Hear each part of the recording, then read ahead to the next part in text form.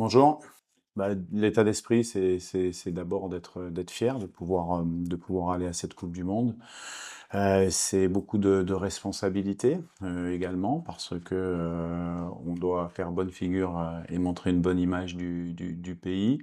C'est également au niveau sportif de continuer notre projet sportif qu'on a initié depuis, maintenant, 4 ans, où on peut estimer que c'est une première phase aboutie.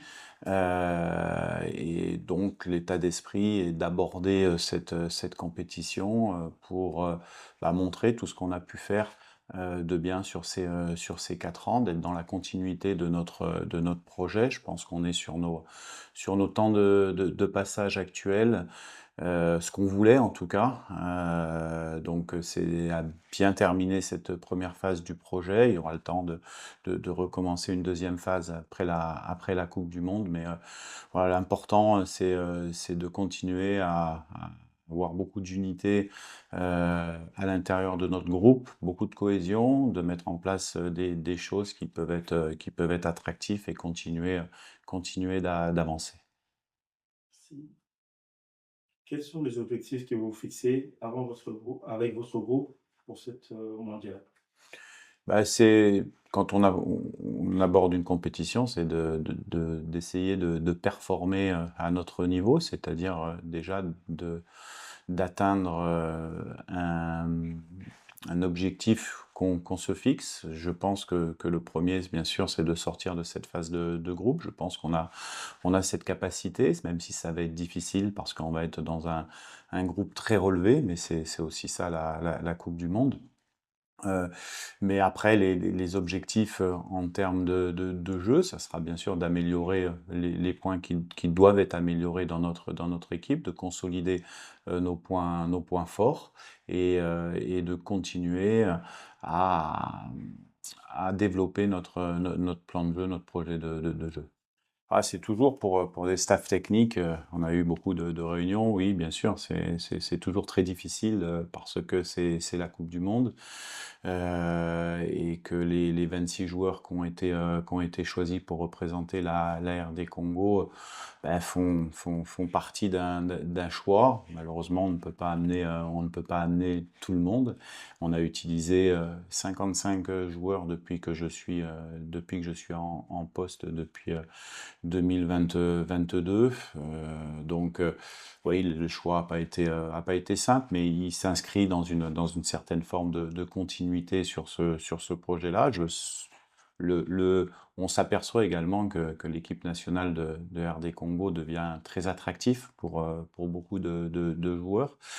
On a même des joueurs qui sont prêts à attendre des délais de qualification de 3 ans pour venir nous rejoindre. Donc ça veut dire que on a bien travaillé, ça veut dire aussi que on sent qu'après cette Coupe du Monde, l'équipe nationale sera attractive, donc il y aura encore plus de joueurs qui viendront en sélection et les choix sont plus difficiles.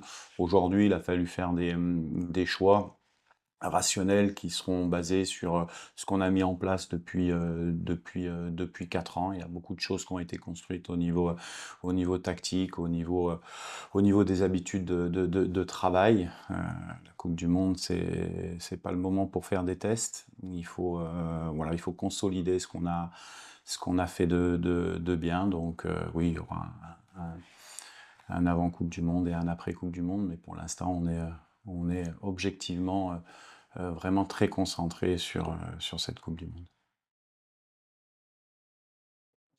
Donc 26 joueurs. Gardien de but, Mpassi Lionel. Timothy Fayolou. Mathieu Epolo. Défenseur, Chancel Bamba. Aaron Wan-Bissaka. Axel Toisébé. Arthur Masuaku. Joris Kayembe. Steve Kapwadi. Rocky Bouchiri. Dylan Patubinsika, Gédéon Kaloulou, Noah Sadiki, Samuel Mutusami, Edo Kayembe, Gala Mukao, Charles Piquel, Nathanaël Mboukou,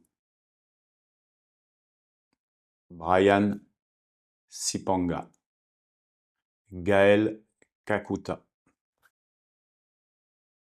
Meshak Elia, Théo Bongonda, Fiston Mayele, Cédric Bakambu, Simon Banza, Johan Wissa, 26 joueurs. Oui, on a toujours un message de fin, se dire que forcément le choix, comme je l'ai dit, a pas été simple. C'est une Coupe du Monde. Après, tout peut arriver aussi d'ici le 1er juin où on doit donner une liste finale, hein. Donc, il faut que ceux qui sont appelés et bien sûr ceux qui sont sur la liste des réservistes puissent être concentrés. Un remerciement bien sûr au peuple congolais, à tous nos fans qui nous ont suivis depuis le début de la campagne. Ça n'a pas été simple. Je pense qu'on a fait preuve de résilience pour atteindre cet objectif. On sait qu'on a beaucoup de soutien, on sait qu'il y a beaucoup d'attentes autour de la RD Congo. On va venir à Kinshasa pour partager un entraînement avec nos fans, avec nos supporters le 26 mai. Avant cela, il y aura une conférence. J'invite tout le monde à une conférence de presse le 25 mai à 10h pour avoir un échange avec la presse locale. Et puis, bien sûr, le message de fin, c'est dire que nous, on va tout faire pour pouvoir rendre tout le monde fier et donner la plus belle image qu'il soit de la République démocratique du Congo sur la scène mondiale.